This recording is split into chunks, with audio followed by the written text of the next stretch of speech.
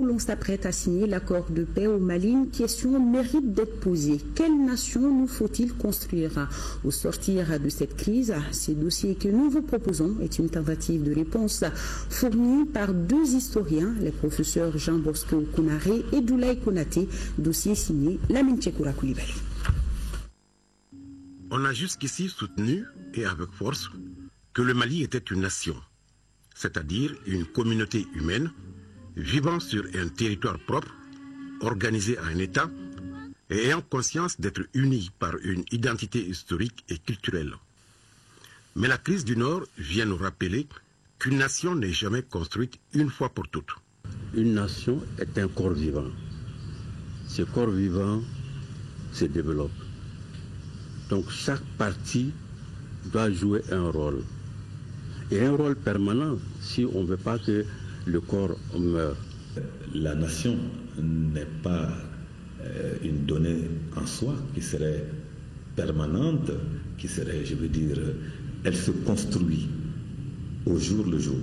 Renan dit que la nation est un plébiscite de tous les jours. En langage simple, chaque jour qu'on se réveille, chacun des membres de la nation doit se sentir appartenir à la nation. J'ai l'impression qu'au Mali, c'était une erreur d'avoir pensé que nous avons une nation faite une fois pour toutes. C'est comme le paysan, le cultivateur, qui a considéré pendant longtemps que le sol, que la terre était une donnée, qu'on pouvait, au besoin, en abuser, que c'était là permanemment. On sait aujourd'hui que le sol, il faut l'entretenir. Il en va de même pour la nation. Vous avez raison, dans le cas du Mali, le sentiment de continuité, le sentiment pour les Maliens d'avoir une histoire longue et d'avoir une histoire qu'ils ont partagée ensemble a effectivement fait peut-être que dans les années de l'indépendance, on a considéré que la nation, elle était absolument, je veux dire, elle était là pour l'éternité, au sens qu'on n'avait peut-être pas besoin, ça allait de soi. L'histoire des nations est jalonnée de défis, et la capacité d'une nation est de pouvoir les identifier et les surmonter. C'est ainsi que la crise actuelle doit être perçue. La signature attendue de l'accord de paix ouvre des perspectives optimistes sur la construction de la future nation malienne. On dit souvent que le Mali se fera par les Maliens. C'était un discours. Maintenant, ça devient une nécessité historique. C'est un enjeu évident.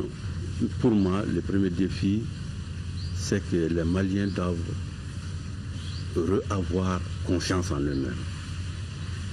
Si nous n'avons pas confiance en nous-mêmes, si nous n'avons pas confiance les uns dans les autres, il y a fort à parier qu'on n'arrivera pas à grand-chose. Le deuxième défi, c'est qu'il faut que nous nous mettions dans la tête qu'il faut travailler. Et dans ce travail-là, personne ne peut déléguer ses compétences et ses devoirs à quelqu'un d'autre. Le président doit faire ceci, le gouvernement doit faire ceci. Non. Chaque citoyen doit jouer sa partition. Professeur, selon vous, quelle nation nous faut-il construire à partir de la crise? Nous devons penser à une nation donc unitaire, mais une nation unitaire qui donne davantage de place à la diversité. Le sentiment de partager une histoire commune était un des fondements importants de la nation. Il n'y a pas de nation sans le sentiment d'avoir partagé une histoire commune. Il faut que les Maliens acceptent de repenser leur histoire. Chaque communauté doit se sentir partie prenante du processus général de la conception, de la fabrication de notre histoire.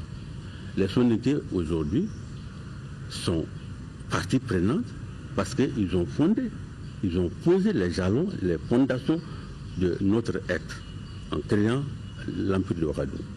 Les Mandingues ont continué, les Songoï ont continué, les Bambara ont mis leur contribution et au moment de la pénétration coloniale, les Tamashek ont apporté leur contribution. Donc cette histoire-là n'est pas la propriété privée ni des Mandingues, ni des Soninké, ni des Bobos, mais ni des Sonoko. C'est tout le monde qui a mis sa part dans les paniers. Et aujourd'hui, on est en droit d'écrire une histoire dont chacun de nous est fier. C'est comme ça aussi qu'on fait une nation. Une des leçons de cette crise-là, c'est quand même notre déficit en tant que chercheur de connaissances des sociétés du Nord. Et quand je dis des sociétés du Nord, en particulier des sociétés nomades. Et vous avez vu l'expertise sur cette question, on a le sentiment qu'elle nous vient d'ailleurs. Et ce n'est pas normal. Donc, mais ce que je dis pour les sociétés du Nord est vrai aussi pour certaines sociétés du Sud. Nous devons faire en sorte que le Mali aujourd'hui renaisse de ses cendres, que le Mali se tienne debout. Mais il ne faut pas perdre de vue que dans tous les cas, aucun pays de la sous-région ouest-africaine, dans le futur, n'a les moyens de sa survie si nous ne sommes pas dans un ensemble intégré. Dans leur histoire, des pays qui sont aujourd'hui de grandes puissances mondiales ont connu des itinéraires jalonnés de milliers de cadavres et leurs frontières sont joncées de cimetières. Mais le vouloir vivre ensemble a fini par triompher. Pourquoi pas le Mali? L'Allemagne a connu et la défaite et la partition, mais l'important, ce n'est pas d'avoir été vaincu. L'important, c'est de rester par terre. Il ne faut jamais rester par terre.